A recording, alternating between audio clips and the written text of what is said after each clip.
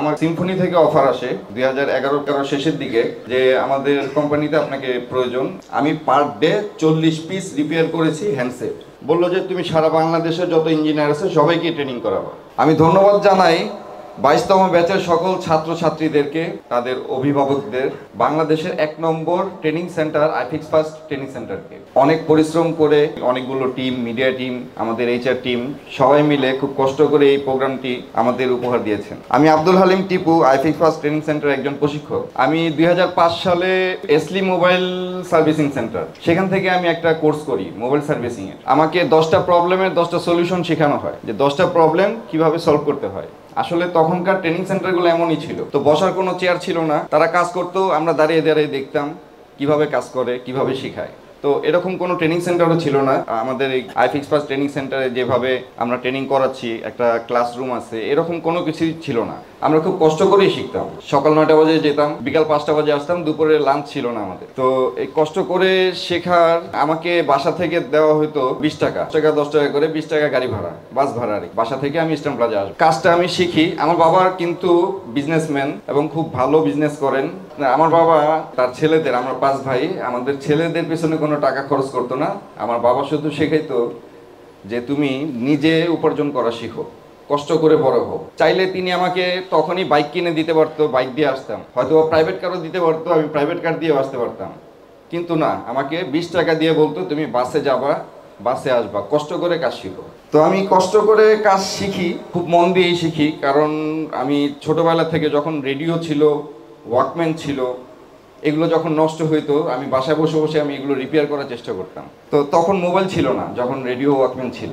মোটামুটি কাজটা যখন শিখি, শেখার প্রথম মাসে আমার ইনকাম হয় 3000 টাকা। 2005 সালে আমি 3000 টাকা ইনকাম করে খুব খুশি যে 3000 টাকা পেয়েছি। আমি কিন্তু পড়াশোনা করতাম, পড়াশোনার পাশাপাশি 3000 টাকা ইনকাম করছি। হাফ ডে পড়াশোনা করতাম, হাফ ডে হচ্ছে আমি রিপেয়ার করতাম। তো একটা সময় যখন আমার পড়াশোনা শেষ হয়, তখন আমি প্রফেশনালি আমি এই ট্র্যাকটাকে বেছে নিই। বাবার বিজনেসে কিন্তু আমি আর আগে বাড়তে পারিনি, বাবার বিজনেসে আমি জয়েনও করিনি। আমার বাবার বিজনেস, আমার বড় 4 ভাই দেখেন, আমি সবার ছোট। টোটালি আমি এই মোবাইল সার্ভিসিং এ আসি তখন হচ্ছে মোতালেব প্লাজা, তখন নতুন মার্কেট নতুন হয়েছে। তো আমি মোতালেব প্লাজায় এসে একটা দোকানে আমি 50% কমিশনে আমি জয়েন করি। সেখান থেকে আমার প্রথম মাসে ইনকাম ছিল 3000। আমি খুব খুশি। আসলে আমার ইচ্ছা ছিল কাজ শেখার, আমি শিখেছি। আমার ইচ্ছা ছিল যে মোবাইল সার্ভিসিং এর একটা টপ পর্যায়ে যাওয়ার, আমি সেটাও গিয়েছি। 2011 সালে মোতালেব প্লাজার সিকিউরিটি গার্ডকে যদি কোনো কাস্টমার এসে জিজ্ঞাসা করতো, যে তখন 11 সালে কিন্তু চায়না সেটের খুব চাহিদা, অনেক চলতো চায়না সেটগুলো, বড় বড় স্ক্রিনের যে সেটগুলো। তো সিকিউরিটি গার্ডকে যদি কেউ জিজ্ঞাসা করতো চায়না সেটের মোবাইল সার্ভিসিং করে কোন দোকানে সবচেয়ে ভালো রিপেয়ার করা হয়, সিকিউরিটি গার্ড সহ আমার দোকানের অ্যাড্রেসটা বলে দিত। তো মোতালেব প্লাজার যত দোকানদার ছিলেন, বেশিরভাগ দোকানদারই আমার কাছ থেকে রিপেয়ার করে নিয়ে যেত। আমি খুব এক্সপার্ট ছিলাম হার্ডওয়্যারে। একটা সময়তে আমার সিম্ফনি থেকে অফার আসে 2011-13 শেষের দিকে যে আমাদের কোম্পানিতে আপনাকে প্রয়োজন, স্যালারি দেওয়া হবে। তাই আমি বলছি স্যালারি কেমন দেওয়া হবে? আমাকে বললো আপনাকে স্যালারি দেওয়া হবে 18,000 টাকা। তো 18,000 টাকা দিয়ে তো আমার চলা সম্ভব না। গুলশান 1, এত দূরে যাব, আমার বাসা হচ্ছে পুরান ঢাকায়, ওয়ারিতে। তো ওয়ারি থেকে তো আসলে এত দূরে যাওয়া সম্ভব না 18,000 টাকা দিয়ে। তো বললো দেখেন আমাদের নিয়ম হচ্ছে 3 মাস প্রবেশন পিরিয়ড, 3 মাস পর্যন্ত আপনাকে আমরা 18,000 টাকা দিব এবং আপনাকে একটা টার্গেট দেওয়া হবে। আপনি প্রতিদিন 15 পিস করে আমাকে রিপেয়ার করে দিবেন, 15 পিস হ্যান্ডসেট রিপেয়ার করে দিবেন।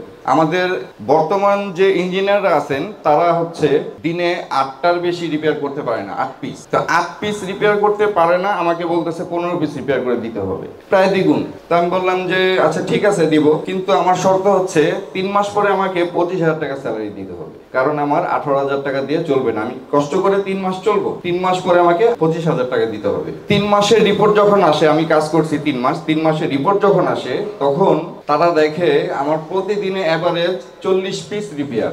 আমি পার ডে 40 পিস রিপেয়ার করেছি হ্যান্ডসেট। তো তারা ম্যানেজমেন্ট থেকে ডিসিশন নিছে যে আমাকে 25,000 স্যালারি না, আমাকে 35,000 টাকা স্যালারি দিবে 3 মাস পরেই।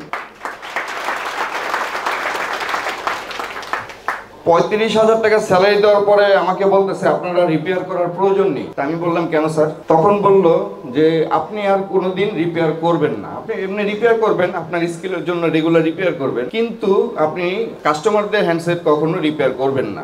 আপনার কাজ হচ্ছে আমাদের যত ইঞ্জিনিয়ার আছে প্রত্যেককে আপনি ট্রেনিং করাবেন কিভাবে প্রতিদিন 15 পিস করা যায়। তো সেখান থেকে আমার ট্রেনিং কেরিয়ার শুরু, ট্রেনার হিসাবে জয়েন করি। তো ট্রেনারের কেরিয়ারটা আমার তখন থেকে শুরু হয়। আমি প্রথম মাসে দেখা গেছে ওইখানে 30 জন ইঞ্জিনিয়ার ছিল, 30 জন ইঞ্জিনিয়ারকে আমি 15 পিস করে করাইতে পারিনি। তবে ওই 30 জনের মধ্যে 20 জনকে আমি 20 পিস করে রিপেয়ার করে দেখে দিয়েছি। তো কোম্পানি চিন্তা করছে যে 15 পিস করে করার কথা, তারা 20 পিস করে করছে, তাহলে তাদেরকে একটা ইনসেনটিভ দেওয়ার ব্যবস্থা করি। 15 পিসের পরে যারা যত পিস করতে পারবে তাদেরকে এক্সট্রা পার পিসে 50 টাকা করে দেওয়া হবে। তারা আস্তে আস্তে শুরু করতে করতে এক সময় যায় তারা 35 পিস পর্যন্ত রেগুলার রিপেয়ার করা শুরু করে। এরপরে আমাকে আবার স্যার ডেকে বললো তুমি এবার লেভেল 4 সেন্টার থেকে বেরিয়ে যাও। আমি বললাম কেন স্যার, আমি এখান থেকে কেন বের হবো?